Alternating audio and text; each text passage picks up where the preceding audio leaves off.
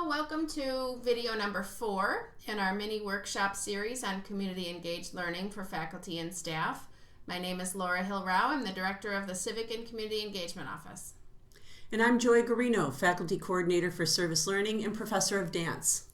Video 4 is about partnerships, building effective partnerships, and incorporating some civic development for students into your community engaged learning course.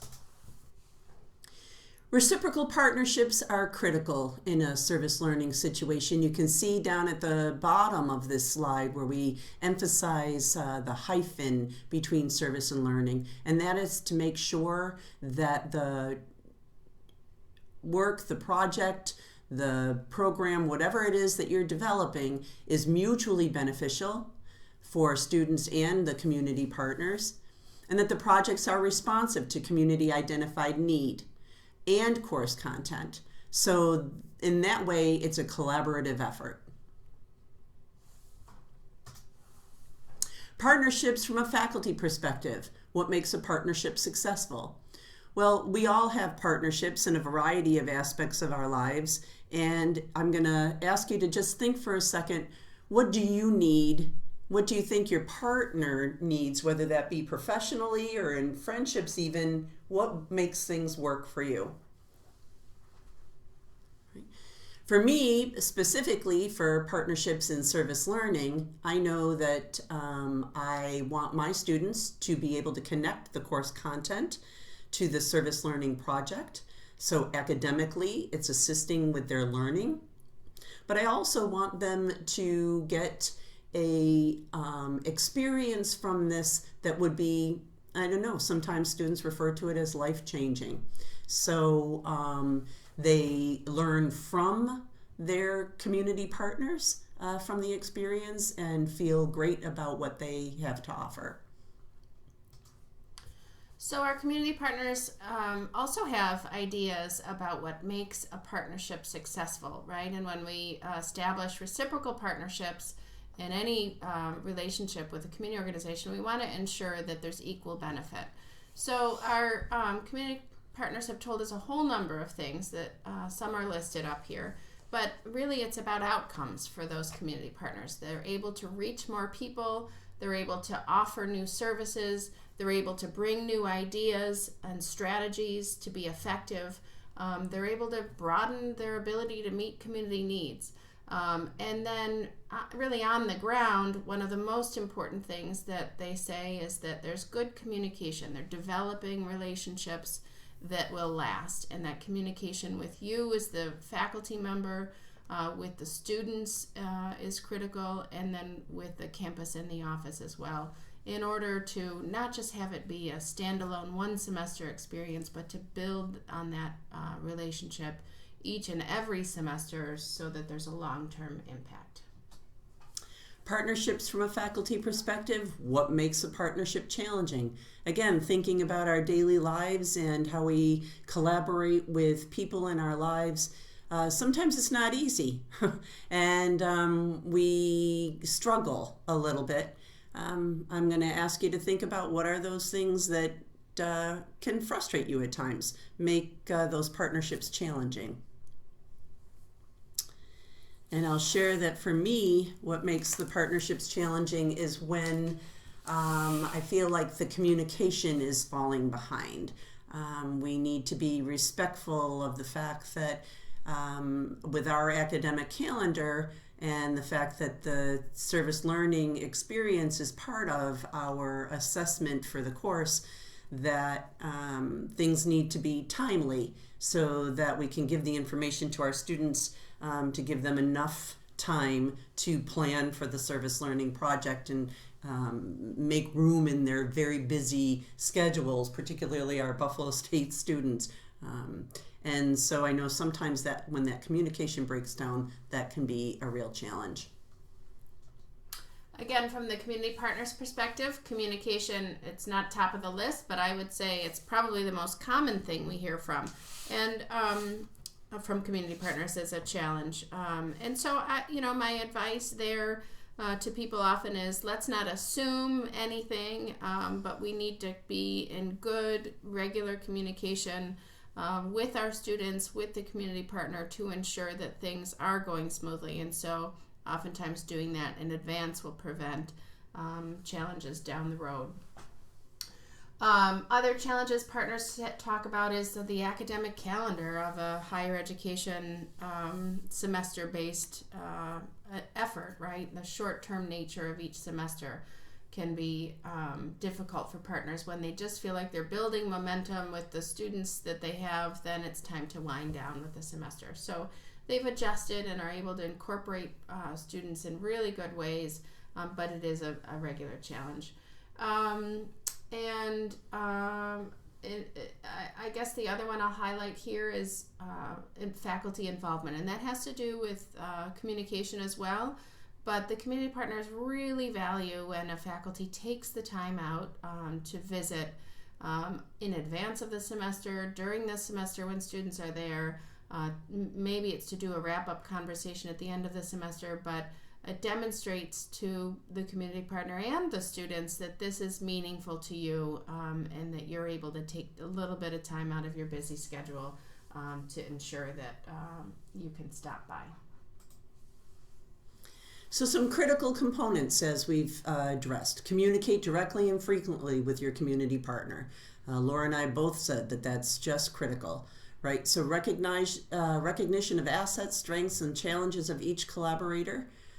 So staying positive with all of this when you're communicating, being flexible and willingness to negotiate, and then being honest and regular with your feedback, so that continuous pre and post service communication.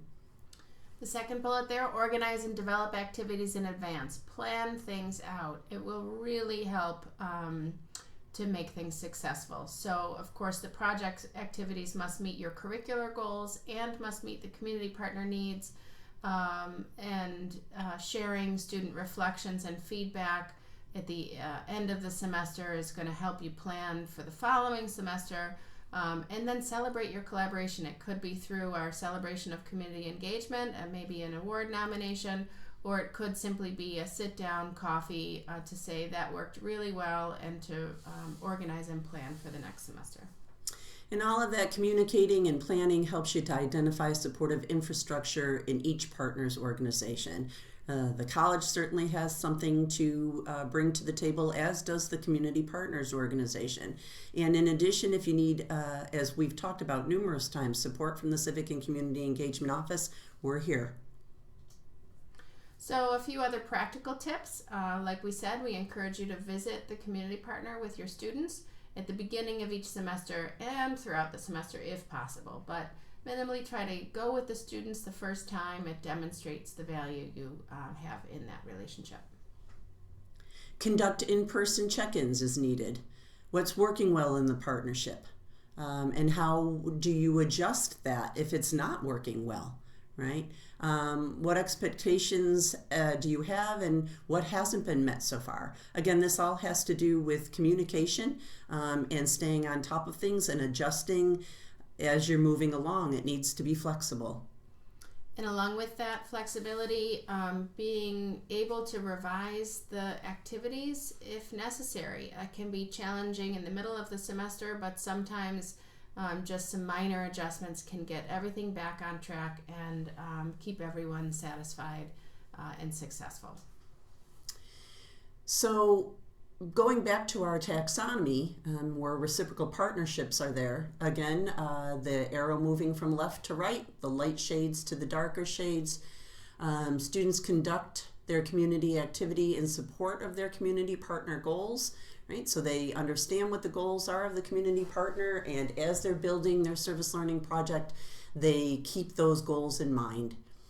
Students relate course content to community partner needs, a little bit deeper, right? So that's they're thinking more deliberately about the course content and concepts, and how do they embed those in that service learning project. And then finally, students reflect deliberately on the civic responsibility and mutual benefits in the community and their learning. So looking at both things now. Now we're looking at the benefits to the community partner, the impact on them as individuals, and they assess this through some sort of a reflection assignment.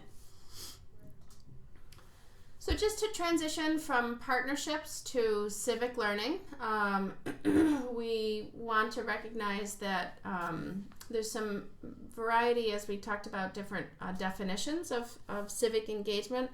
There's different understanding of civic learning. And for a community engaged learning experience where the focus still primarily is going to be on your academic content and student learning around that, we want to also incorporate a few opportunities for students to think about their citizenship and their role in community. So there's a quote here at the top of the slide: "Today's education for democracy needs to be informed by deep engagement with the values of liberty, equality, individual worth, open-mindedness, and the willingness to collaborate with people of differing views and backgrounds towards common solutions for the public good." And that really gets at what we're trying to develop in terms of active citizens, students who not only now but long-term think about their role and responsibility in making our world a better place. We know there's a lot going on in the world right now that needs brilliant minds, and our students can really work towards making a difference. So students across the country and here at Buffalo State really think that higher education should be focusing on community. That chart in that graph in the middle there are percentages of students who strongly agree that contributing to community should be a major focus of college in dark blue. And then in light blue, students who strongly agree that contributing to community is a major focus of college. Right? So more than half of the students strongly agree that colleges should be educating students and engaging students in the community. And then, as you can see, there's a lower percentages that feel that colleges are currently doing that. Here at Buffalo State, on that quote on the bottom there, 91% of students in a service learning course would encourage other students to take a service learning course. There's a whole variety of reasons, but the message there is that students are having a very positive experience around the opportunities that faculty are providing, and encourage other students to have those experiences as well. So taking a look at the civic responsibility arrow going from left to right, again, students recognize issues of public concern, that at the kind of base level, they are now, from their service learning experience, aware that there are some issues that they can address. Students demonstrate ways they can be active members of the community. So again, going into the community and working side by side with the community partner to address some of these issues, reviewing again the mission and vision statement really helps them to understand that they can have a role in this. And then students evaluate the community engaged learning project and their individual civic responsibility. Again, taking a look at how they are assessing and evaluating their experience and how that might change the way they believe and think and respond in the future. So just to wrap up this video, number 4, how might you build or deepen community relationships to build a reciprocal partnership? Again, thinking about mutual benefit there. What are some critical components and best practices of partnership building? And are there ways your course already develops civic learning in students? And what might you add to deepen that opportunity to develop active citizens in our students? Thank you for watching video 4. We will see you in video 5. Thanks, everybody. I think we